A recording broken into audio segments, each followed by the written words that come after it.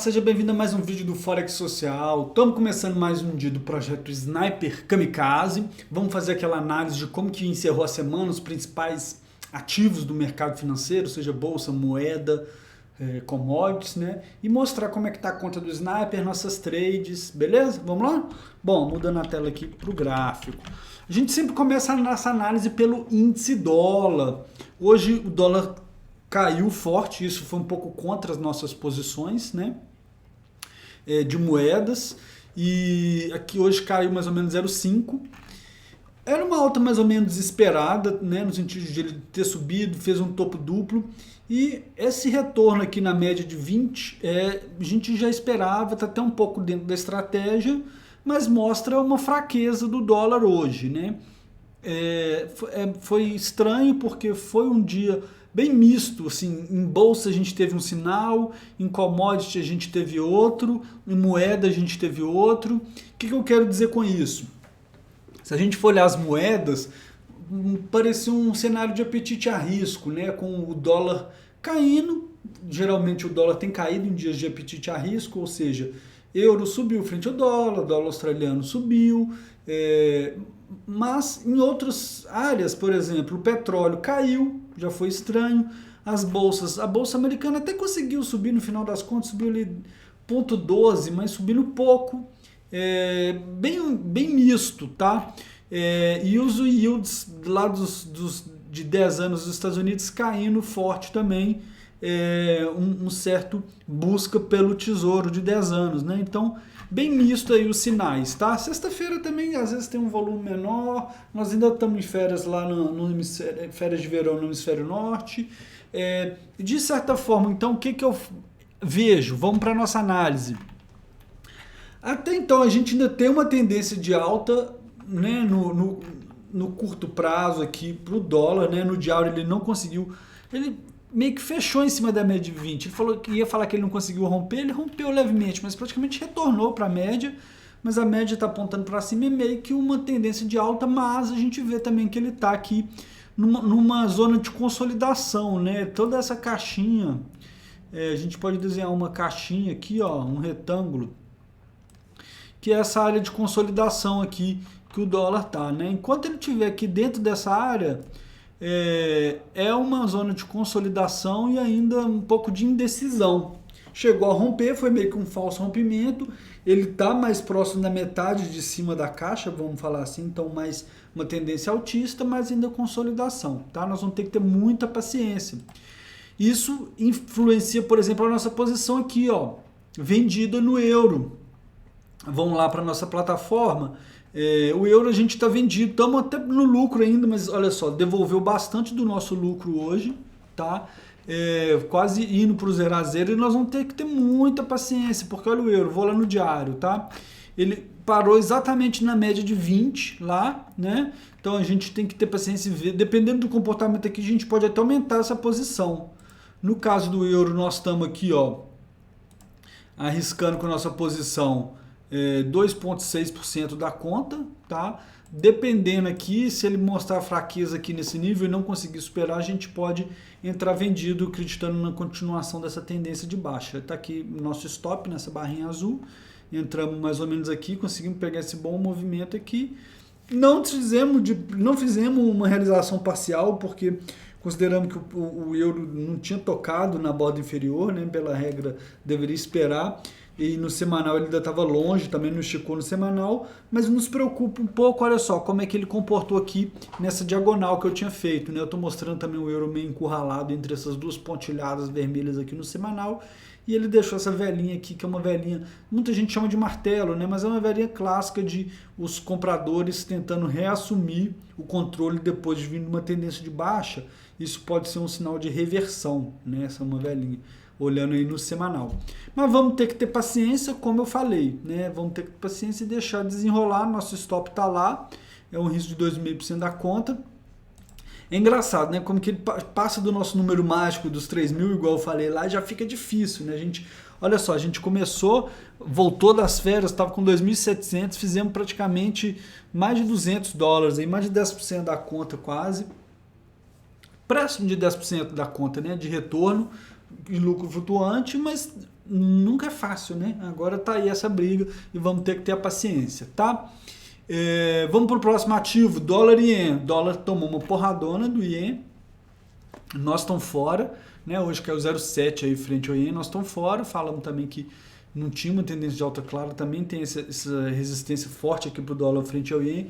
E num cenário meio, hoje foi meio que uma versão a risco, sendo que o dólar não foi a busca na versão a risco, e sim o ien e o franco suíço, né? O franco suíço ainda fortaleceu mais do que o ien, que são duas moedas muito buscadas nesse contexto. No semanal a gente vê aqui ainda o dólar ien acima da média de 20, ainda também numa consolidação aqui para talvez voltar a andar depois que passar medo de variante Delta. A gente sabe que o mercado fica pendulando ali, medo, euforia, né, ganância e medo, enfim. Aí vocês vão ter que deixar o tempo andar. Esse aqui nós estamos só acompanhando, estamos fora. Uma que eu já estava mais interessado de entrar, talvez, era o euro-ien. Nós não entramos porque eu falei que estava congestionado aqui. Ainda está um pouco. O euro, ele até... Olha que interessante. O dólar-ien, o dólar perdeu mais força do que para o ien, do que para o dólar, em termos percentuais, do que para o euro. Não, desculpa, eu ia falar bobeira. Eu ia falar que aí o euro se valorizou frente ao ien. Desculpa, tá? O euro também, consequentemente, né, perdeu força aqui frente o ien, né? Ou seja, o ien se valorizou mais frente ao dólar do que o euro. Obviamente, o euro também no par euro-ien ia perder força. Então a gente vê aí aqui uma tendência de baixa, né? Eu já falei aqui, mais ou menos seria um sinal de venda aí no Sniper. Eu não vendi por causa de ser esse nível bem congestionado aqui, mas dependendo já dá para pensar uma vendinha aí, apesar de que ele já afastou um pouco da média de 20, né? Enfim, eu não estou confortável com esse par, não tá aquela trade limpa, bonito, igual seria aqui, tá vendo? Ele vem na diagonal aqui, ele tá muito lateralizado, né? Talvez a gente tenha que ter mais paciência e esperar. Ontem, no final do dia, a gente teve essa velhinha aqui, vou usar aquela ferramenta de replay. A gente teve essa velhinha aqui, ó, e eu encarei como um sinal de venda no dólar australiano, tá? Entrei vendido no dólar australiano na análise do final do dia, e hoje ela foi contra a gente. Estamos perdendo 20 dólares aí nessa posição. Também coloquei um stop de mais ou menos 2,5% da conta. Estão mostrando aqui com a transparência 2,3%, entramos vendido aí em 5 microlotes de dólar australiano e foi contra a gente. Também vamos ter que ter paciência, ó, subiu, mas a gente vê que ele não conseguiu romper a média de 20. Se eu tivesse com uma posição menor, podia até aumentar aqui, né, vender mais, mas vamos esperar o dólar australiano. Aqui eu já falei muitas vezes como que é um suporte muito forte, então também tem que tomar muito cuidado. Mas ele pode romper e ir embora, né? Lembrando que a Austrália tem toda a questão lá dos lockdowns que estão fazendo por causa da variante Delta lá. Eles se fecharam muito bem no começo, mas aí depois já deu uma tranquilizada, o povo já parando de usar máscara, a variante Delta veio com tudo agora nessa nova onda, né? Mas visualmente aqui é um nível de suporte muito forte, então tem que ficar bem atento aí, vamos continuar acompanhando, tá? Petróleo também teve uma semaninha difícil aí, ó, como a gente pode ver, ele conseguiu fechar acima da média de 20, mas não foi para lugar nenhum. Hoje mais uma queda, ó, pro Sniper, na verdade, seria até uma venda no petróleo, tá? Só que ele não conseguiu ir para baixo da média de 20, então também não pode vender. Mas tem tudo a ver com a questão de desaceleração também, né? A China também, assim como a Austrália, está tendo mais problema com a variante Delta, é um consumidor muito forte do petróleo, então está mostrando fraqueza aqui o preço, especialmente por causa da questão da demanda, né? Da demanda, um medo de não ter demanda, mas esse suporte aqui também é um suporte muito importante, a gente já falou aqui atrás, esse nível de 66 e pouco aqui. Eu teria dificuldade de vender com esse nível tão importante aqui, tá? Já um fundo duplo aqui, complicado aí de vender, tá? Vamos continuar só acompanhando o petróleo. Ouro hoje teve um movimento de apreciação significativa aí de 1,5%, reagindo à queda especialmente à queda dos yields lá das taxas do Tesouro de 10 anos dos Estados Unidos. Estamos fora. pela estratégia do sniper, seria agora procurar uma venda, dependendo de como ele comportar aqui, né? Só que essa velhinha no semanal também é uma velhinha aí mostrando uma certa recuperação. A gente consegue ver que ele, olha, colocando assim, só por fechamento no semanal, ele está tendo dificuldade de fechar aqui embaixo, ó, já três semanas seguidas que ele chega aqui perto e não consegue fechar abaixo desse nível, né? Então é um suporte aí importante que ele foi para cima dele, tá? Mas dependendo se o preço fraquejar aqui perto da média de 20, a gente pode pensar uma venda seguindo a estratégia do sniper, tá? O ouro subiu e com a prata não foi diferente, né? Eles andam muito juntos. A prata ainda está longe da média de 20, né? Teve uma queda mais forte. Eu falei que a prata tem a questão do uso industrial, só que ela é muito mais volátil. Enquanto o ouro sobe 1,5, a prata subiu 2,5 hoje. Isso foi ruim para a gente também, né? Era o que estava com o maior lucro nosso aqui.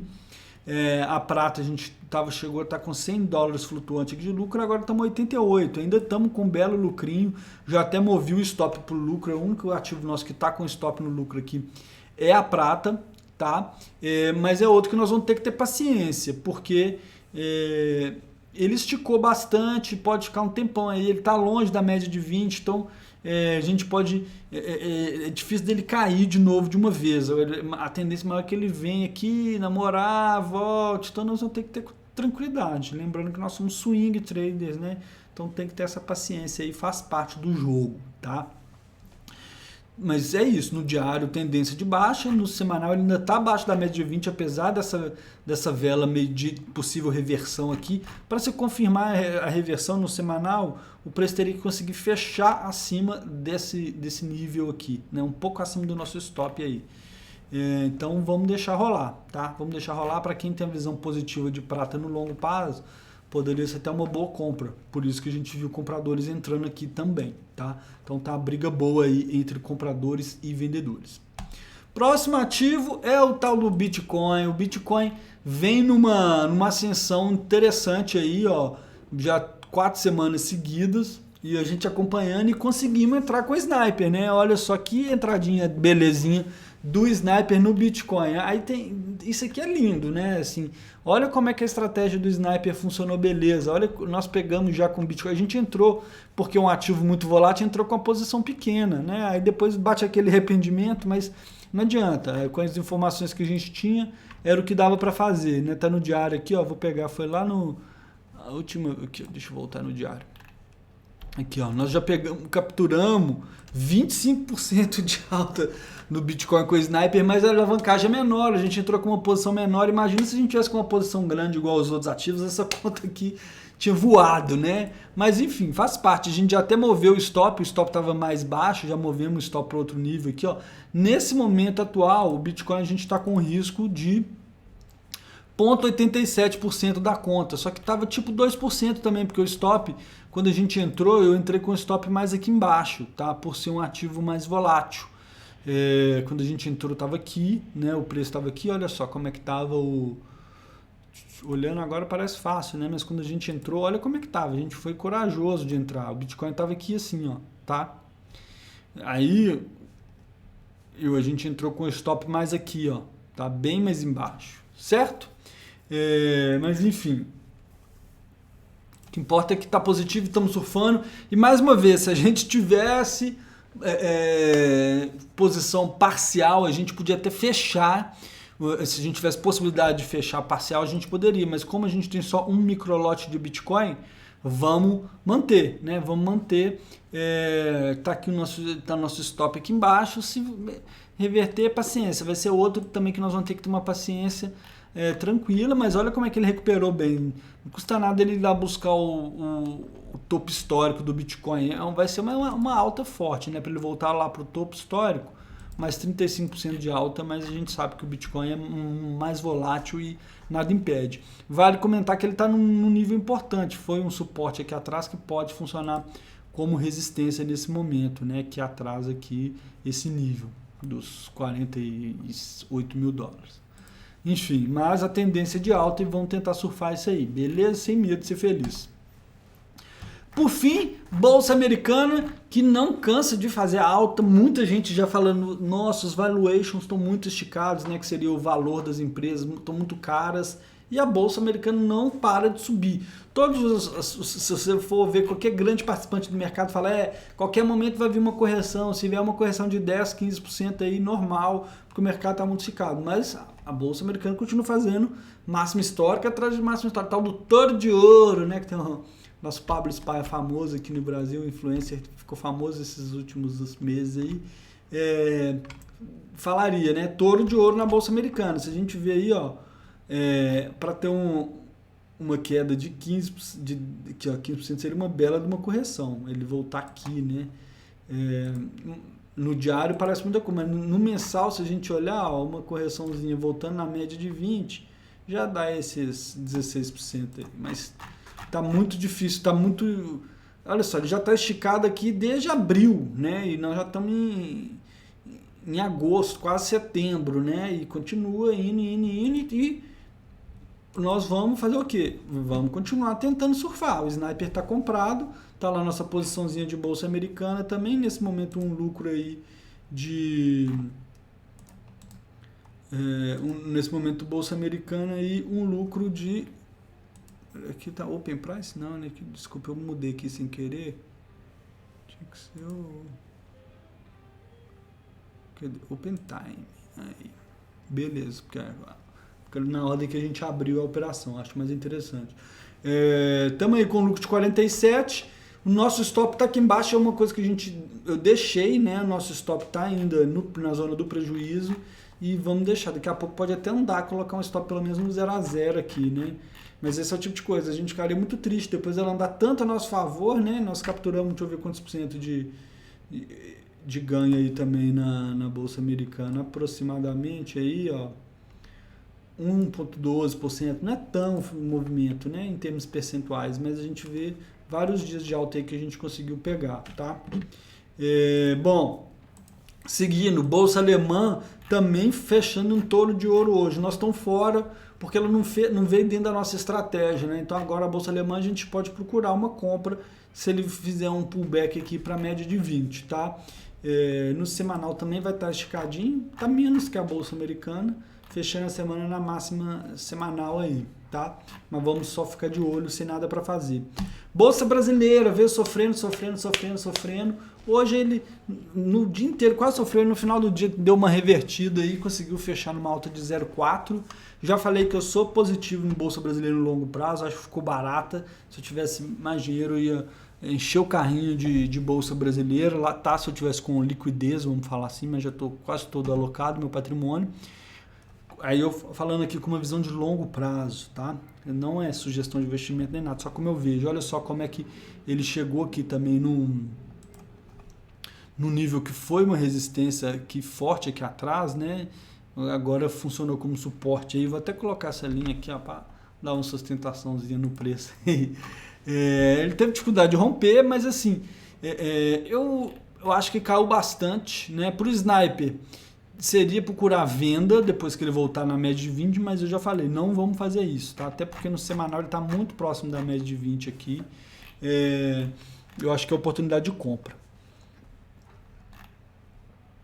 Por fim, último ativo que a gente negocia aqui no Sniper, fechou praticamente no 0 a 0 aí. O real, né, o dólar, ele abriu com um gapzinho de baixo, subiu e fechou no 0 a 0, né? Também está sem sinal claro, no diário está acima da média de 20, no semanal abaixo da média de 20. Talvez amanhã, semana que vem, dando uma clareada em Brasília, isso aqui caia, tá? É óbvio que o semanal ele tem uma força maior na técnica do que o diário, né? O diário pode se desenrolar e depois ele vai se consolidar no semanal. Mas a gente vê aqui, ó, que ele está encontrando um vendedor aqui, ele não está conseguindo subir muito acima desse nível, né? Então, se der uma melhorada no clima lá em Brasília, pode voltar a cair, né? Uma coisa que eu queria chamar a atenção, para encerrar, um plus, uma coisa que eu acompanho muito, são os juros aqui no Brasil. Olha o nível que nós estamos, se a gente pega o juro DI de janeiro de 29, que seria 8 anos, vamos pegar o 28 aqui, ó, que é 7 anos, ele subiu 3% hoje. O yield, aquilo que eu fico mostrando do Tesouro dos Estados Unidos, aqui ó, o 10 anos do Brasil, eu fico mostrando 10 anos dos Estados Unidos. Olha o 10 anos do Brasil, como é que tá. Isso aqui mostra aversão a risco, isso aqui é um prêmio de risco. O pré-fixado do Brasil, digamos assim, de 10%, ó, de 10 anos pagando 10% ao ano. Isso aqui é a expectativa de quanto que vai ser a Selic acumulada ao longo dos próximos, até chegar lá. E para estar 10% significa que o mercado imagina que a Selic vá para cima dos 10%. Tá? Então, e isso aqui, como que é feito o valuation de uma empresa? Eu falei lá que a Bolsa Americana tá esticada, tá caro, né? Vou voltar para mim aqui para já encerrando. Como que é feito um valuation de uma empresa? Se talvez você não sabe. A forma mais comum é você trazer o fluxo de caixa esperado para valor presente usando uma taxa de desconto. Tá? Vamos por partes. Fluxo de caixa esperado. Então imagine a empresa X. Aí você faz suas projeções. Hoje ela tem um faturamento de R$1.000 por ano. E a expectativa é que ela vá dobrar todo ano. Vamos falar assim, ano que vem ela vai faturar 2.000, depois 3.000, 4.000, 5.000, certo? Aí você pega esse valor e traz a valor presente usando uma taxa de desconto, que é justamente essa taxa de juro futura aqui, tá? Então 9%, 7%, o que for. E quanto mais alta essa taxa futura, o mercado costuma usar mais ou menos uma taxa de uns 7 anos por aí. Tá? Os fundos de ações, os gestores de ação.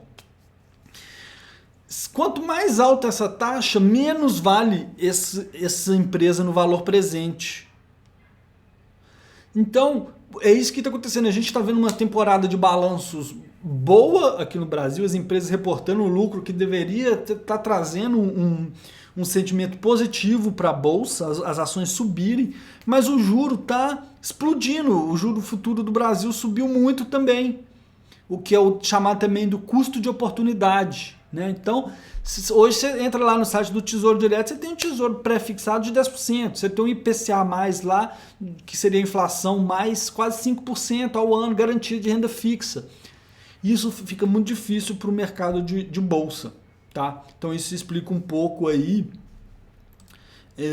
nada é uma explicação única, né? Mas isso explica um pouco aí, eu diria até que explica bastante o que aconteceu com a Bovespa aí nas últimas semanas, né? Então é o prêmio de risco aumentando, né? A curva empinando, que a gente fala a curva subindo, não só empinando de estar o mais longo ficando mais alto, mas a curva como um todo subindo, a expectativa de inflação e consequente aumento do CDI e mais prêmio de risco por causa de risco fiscal, que seria um risco de calote do governo não conseguir pagar as contas, isso tudo vai embutindo na curva, na taxa de juros.